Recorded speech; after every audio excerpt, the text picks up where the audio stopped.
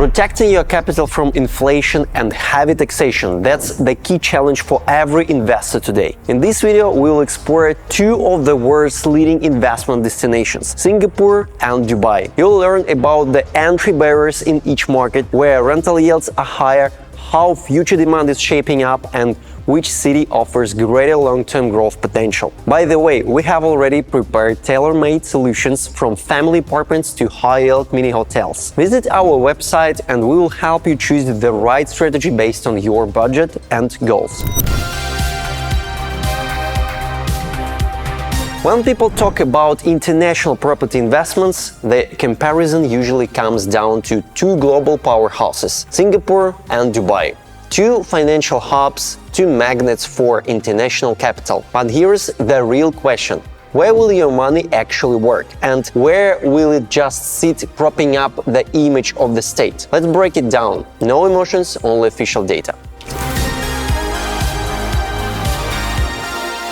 The first factor that defines the fate of your investment: taxes. In the United Arab Emirates, for individuals, there is no income tax. This is clearly stated on the official UAE government portal, which means every rented apartment generates clean net income. Now let's look at Singapore. There you face the so-called additional buyer's stamp duty, ABSD, an additional tax on property purchases. And if you're not a resident, it can reach up to 60% of the property price. This isn't my opinion, it's directly stated by the Inland Revenue Authority of Singapore. You buy a property for $1 million and immediately you pay another $600,000 to the government. Who's left with the motivation to invest after that?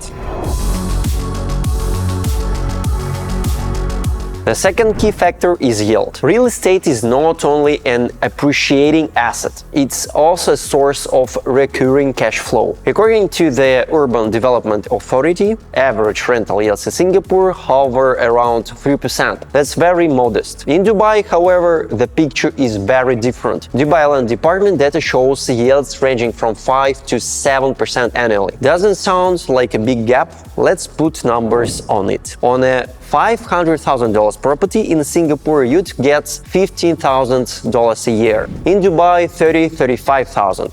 Over 10 years, that's almost a $200,000 difference. That's what it means when capital actually works for you. Now let's add another point, tourism. In 2024, Dubai welcomed 18.7 million visitors, a 9% increase year-on-year. This is confirmed by Dubai Department of Economy and Tourism. Of course, Singapore is popular as well, but it has plateaued. Growth exists, but it's minimal. In Dubai, on the other hand, the flow of tourists is constantly expanding. And that obviously means one thing: your apartments will always be in demand. More tourists, higher demand, higher rental income. Simple.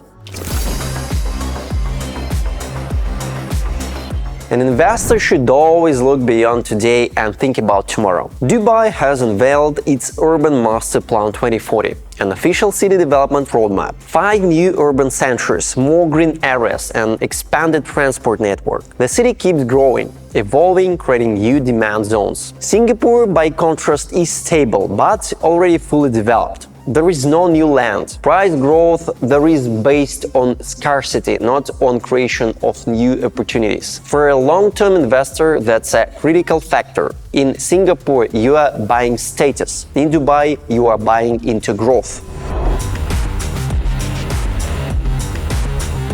Another factor, how easy is it to exit? In Dubai, during just the first half of 2025, real estate transactions exceeded $117 billion, officially confirmed by Dubai Media Office. That's a liquid, vibrant market where there is always a buyer. Singapore's market is more closed. Fewer transactions, fewer speculative moves, more long-term holders. For some, that's a plus, but if you value flexibility and the ability to cash out, Dubai wins again. And there is where it gets interesting. In Dubai, you can purchase property and use it in multiple ways. Rent it out and earn income, live in it yourself, hold it as a family asset, or even combine units into a mini hotel that operates year-round. It's a hybrid model. You don't sacrifice anything: income, capital growth, and personal freedom of use. In Singapore, that scenario simply doesn't exist. There, investment means freezing your money for the sake of status and the heavy tax pressure. If you want your capital to actually work instead of sitting idle under a pretty label, we are already prepared unique options for you, from cozy family apartments to mini hotels with proven monthly returns. Click the link below this video and let's choose the option that will become your personal engine for growth. The conclusion is clear. Across the key parameters: taxes, yields, tourism growth, development outlook, and liquidity, Dubai today offers far stronger conditions than Singapore. And most importantly, it gives you freedom of choice to use your property personally or to turn it into a business.